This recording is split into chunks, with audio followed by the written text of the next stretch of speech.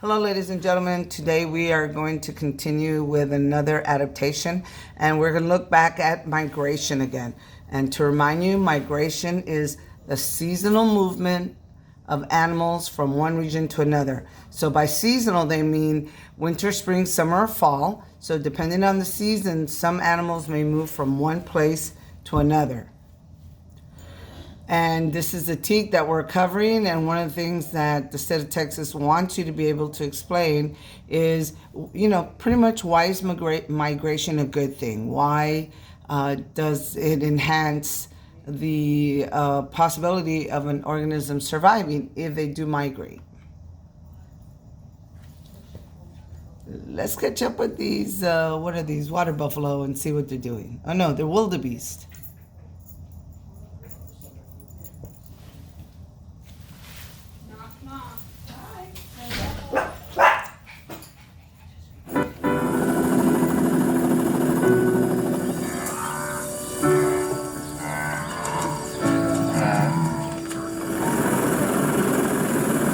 This is one of the most astonishing sights that I've ever seen. We're looking down on the world's largest mammal migration. Just sensational. There are thousands of wildebeest beneath me in a long line stretching across the savannah. A group of perhaps 1.5 million of these animals that are constantly on the move in this Serengeti ecosystem. And they make a journey which lasts a full year and covers 1,000 miles.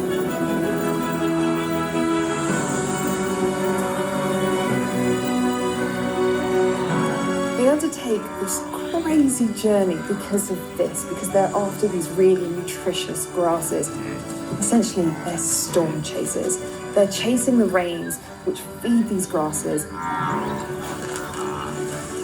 If you look at the wildebeest, they have these really significant incisor rows and loose lips. That's to help them rapidly eat that grass.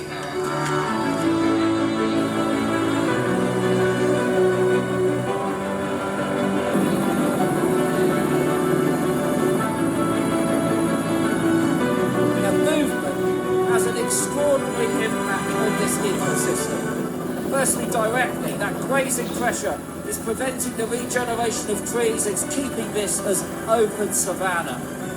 Also, the impact that they have on the predators. This is, of course, an enormous amount of meat on the move.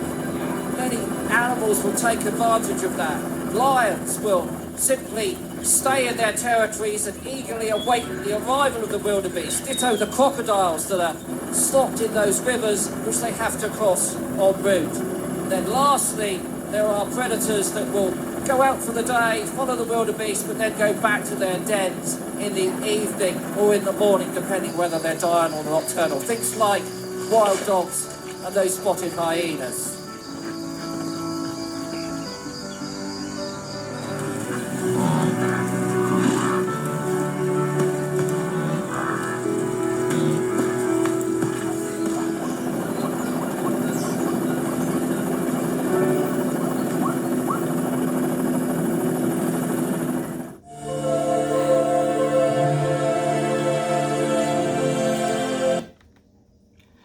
Alrighty, so what you saw in that video was, what is it that's driving them? It's the food, the rain. So probably 2 or 3 weeks before those wildebeest got there, there were rains in that area that allowed the grasses and other plants to grow. And that's what's making the wildebeest follow that direction. So if you follow the wildebeest, you'll know it's just rain wherever they were at. Let's watch this one. Each year, the Serengeti Plains in Tanzania play host to one of the greatest animal migrations on Earth. Some 2 million animals begin a round trip that will take them almost 2,000 miles. Fossil evidence suggests that modern wildebeest grazed these plains more than 1 million years ago. At the beginning of each year, the wildebeest congregate on the fringes of the Serengeti. all giving birth in the same month. Rapidly, their numbers swell. The calves can run as fast as their mothers within 2 days of being born. No one knows what triggers the migration. There is no discernible signal. It just takes one or two to sniff the air and decide the time is right to leave. The migrating animal's journey is a long and arduous one. Even without the attention of predators, around 200,000 of the weakest wildebeest and zebras will die from starvation, disease, or overexertion during the trek. Every day, fresh carcasses are left behind. The migrating animals rest at the swollen streams and regroup.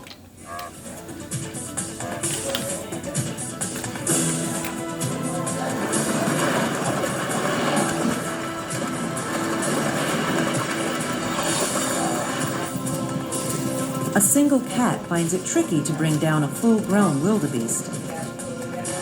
But if it can separate a wildebeest calf off from its mother, then it has a chance of a meal.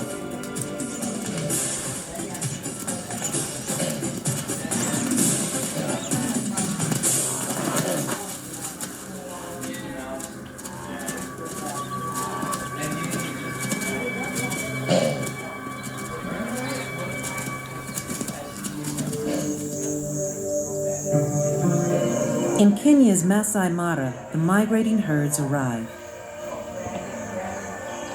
Rains have created a huge area of well-watered grazing. Here, the wildebeest will stay until the smell of November's short rains tell them it's time to regroup and head southwards, back towards the Serengeti.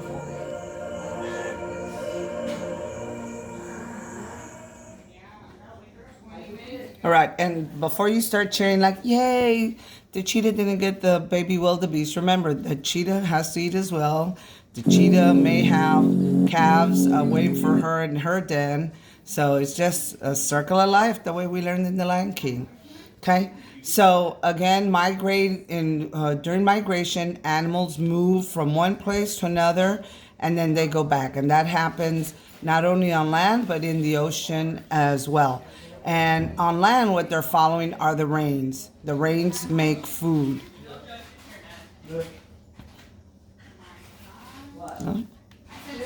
And then, so they're on the move, they find the food, and then eventually they go back to where they came from because the rains probably move in that direction again. And those grazing areas, they're able to feed, they're able to mate. And one of the most interesting things is the way they find their way around the world.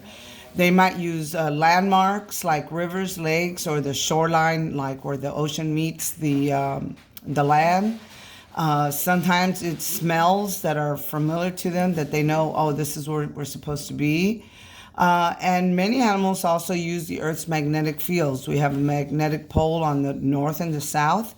And they, sea turtles are very known to use the magnetic field around the Earth to guide them as far as north and south. So why do they do it? Well, to find a place where it's a better place to live. And it's better because there's food there. And if there's food for herbivores, then that means there's food for carnivores as well. While they're there, hey, it's a big party. So they find partners and they're able to mate. And it's a good time because there's lots of energy. They're taking in lots of energy. So they mate, and then it's a good place to have their young and raise their young. So this, for instance, is the migratory routes that the blue whale takes. And you can see, depending on where that blue whale lives in the world, some of them cross huge expanses to move from one place to another. Okay? But they may go, and then they'll all come back to the same place. Okay? On this website, it kind of just, oops, let me go back. That's not what I wanted. I'll come back to that. Or you can just click on it. But it just shows the migration route of some birds, how far they actually migrate. And some of them, it's, they cross the earth. So the monarch butterfly, and we see these here, they come through Texas, we're in their route. It's amazing how far they fly, and it's amazing that it takes several generations for that to happen. Let's watch this. Hold on. Oh my gosh. The trees are like made of butterflies. I knew this would be amazing, but I didn't know it would be this amazing. That was me a couple of months ago on a mountain in central Mexico. This is incredible. Hey smart people, Joe here. Nearly every monarch butterfly in North America, tens of millions of them, flies to these mountain forests each winter. Not gonna lie, one of the most amazing sights I've ever witnessed. And it was not easy to get there. I had to fly on a plane, drive in a car, ride a horse, and hike to get up there. It's like 10,000 feet above sea level. But the only things those monarch butterflies needed to get there was their wings. And some of the coolest freaking navigation biology I've ever heard of. Millions of tiny orange compasses with wings. Yeah, this is totally gonna change how you look at butterflies.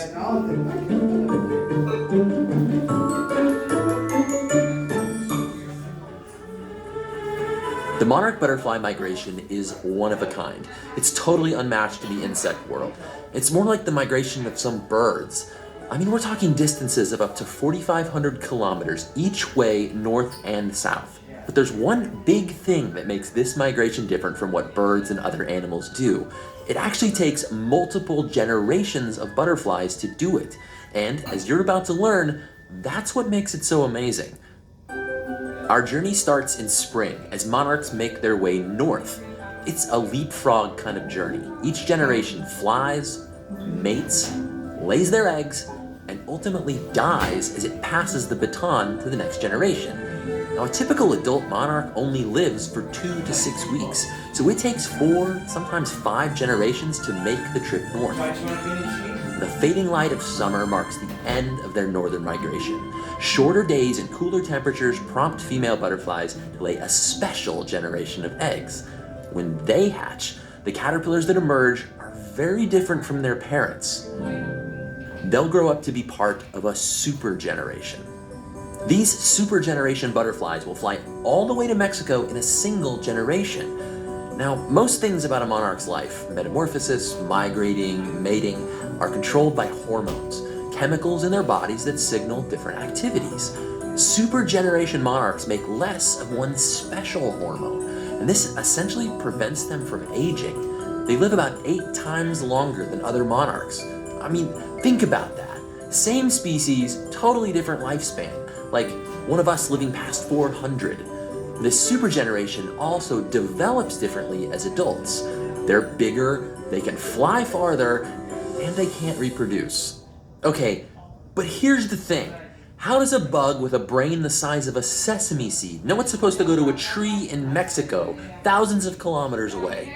And how does it find its way to a place it's never been? Luckily, my friend Jason was in Mexico with me. My name is Jason Goldman. And he is literally the perfect person to explain it. I'm a science journalist on a wildlife and conservation beat, but before I started doing journalism, I was a scientist, and I studied animal cognition. So it's really remarkable that these insects, with like 1 million neurons in a brain the size of a sesame seed, can get from the northernmost parts of North America 2,000-3,000 miles to these forests in Mexico, relatively accurately and relatively effectively. Absolutely blows my mind. Almost every biological organism has some kind of an internal clock. In humans, our roughly 24-hour cycle tells us when to wake up, when to go to sleep, when to eat. Monarch butterflies actually have 2 internal clocks. One clock inside their brains is called the circannual clock. It keeps track of annual cycles. It's what tells them it's time to pack their bags and head south for the winter. The other clock is the key to their navigation. There's very few animals that we know of that really have a true mental map. Monarch butterflies, they don't have a route to follow, but they do have a heading. What we do know is that they have a compass in their minds. It's a solar compass that tells time. Let me explain. Monarch's main navigation trick is reading the horizontal position of the sun. But the sun moves from east to south to west throughout the day, so to keep pointing yourself in one direction relative to the sun, you also have to know what time it is. Only butterflies don't wear wristwatches, so how do they do it? Or remember earlier how Jason said that monarchs have a second internal clock? Monarch butterflies actually have 2 internal clocks. Well, I always thought that butterfly antennae were just like long skinny noses, but these antennae do way more than just sniff. My buddy Phil Torres was down there with me. He's a butterfly expert, and he blew my mind when he told me this. So that antenna is telling them what time of day it is. And then they use the information from their eyes and the location of the sun to then orient to the right direction. Are you kidding me? That's incredible. That's how humans navigated at sea for like 1,000 years using advanced tools and mathematics.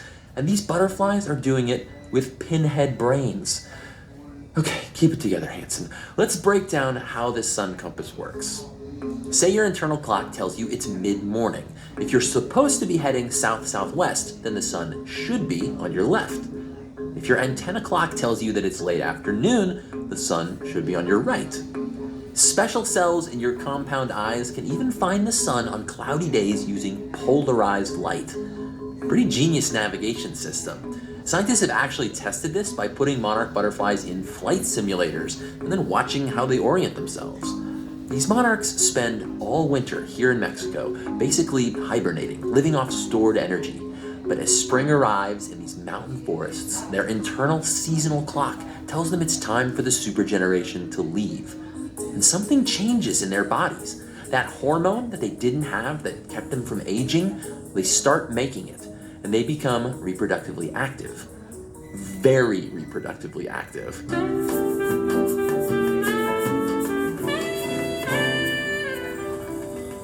They begin their journey north, tracking the sun again. Their inner compass somehow flips direction. But sadly, in a few short weeks, every one of these supergeneration butterflies will be dead. But not before the females lay the eggs that will become the next generation to carry on this great migration. What makes this so incredible to me is that the butterflies that journey south are reading a map passed down from great-great-grandparents who died half a year before they were born. It seems like it's almost magic, but the truth is that these skills are written into their genetics. And since the genetics get passed down generation to generation, of course these behaviors get passed down with it. Even if each individual generation doesn't need those skills, eventually one of them will take advantage of it. There's evidence that monarch butterflies have been making this journey for millions of years. It's an instinct, a behavior that's built into their body. Their sun compass, their antenna clock, are written in their genes, an unbroken chain of DNA stretching back millions of generations. But there are still more mysteries to solve. It's not enough for the butterflies to know where they're going. They also need to know where they are. And we don't know what makes them stop here in this Mexican forest. And if we want to solve that mystery, we need to make sure the butterflies keep coming back. We're on the lookout for a very special plant. Where is it? This is it. This is it right here. This is milkweed, a native milkweed. This is the plant that the butterflies need to lay their eggs on, so the caterpillars will grow up eating it or to make the next generation. And if we're lucky, yes, a monarch has been here and laid an egg. Preserving the monarch migration is about more than just preserving that forest in Mexico. It's about preserving plants like this and places like this, flowers that give them nectar to fuel that migration. It's about protecting more than just a behavior, it's about protecting a habitat that stretches across an entire continent. And that's something that we can all play a part in. Gives you something to think about, and maybe something to chew on. Stay curious. Well, that was fun, wasn't it? Studying a migration this massive is really hard. I mean, we just figured it out a few years ago. I mean, it took like half of the 20th century for scientists to just figure out where monarch butterflies go each year. You can follow me over to the Atlas Obscura YouTube channel, where we tell the story of how scientists found this place in Mexico and what it means to the people who live there. Atlas Obscura is the definitive guide to the world's hidden wonders, and this definitely qualifies. And if you're wondering what it was like to be there, well, grab a headset or a Google Cardboard. I need one. Where are they? Well, grab a headset or a Google Cardboard or your phone, because we made a 180 VR video inside the butterfly forest. So beautiful. You're gonna love the rest of this story. Stay curious. Alrighty. So those butterflies, it's incredible. And as he's saying, not only do they make this long journey, Come here, butterfly. but one part of the journey, they have to mate, and then their kids go on with the journey, and then they have to mate, and then their kids continue the journey. But then the super one is born, and it makes it all the way back. But it's an incredible migration, and I always hate that you see them, that they get killed on the highway and hit by cars, but birds eat them, so they don't go to waste. Alrighty, let's go on to our next one. Oops. So that's the end of the notes. So this is what you should be writing to your interactive notes, that migration is when animals move from one place to another following the rains and food, and then they return to their other grazing areas to feed and mate. They navigate their way around the earth using landmarks, smells, or the magnetic field. And again, why do they do it? To find food or a better place to live. If there's food, there's going to be females they're eating, so the males, think, oh, that's great. And then also, once they do mate, it is a good place to be able to raise their young. And lots of times, it's a good place because there's strength in numbers. That means when there's so many when there's so many animals that hopefully they won't be the target. Alrighty? Don't forget to make sure you complete the exit question. Add those notes to your notebook. And tomorrow's an early release day. So I will be Zooming I'll be back at school. I will be Zooming. So I'll see you then for the first 1 through 4 periods. Bye, guys.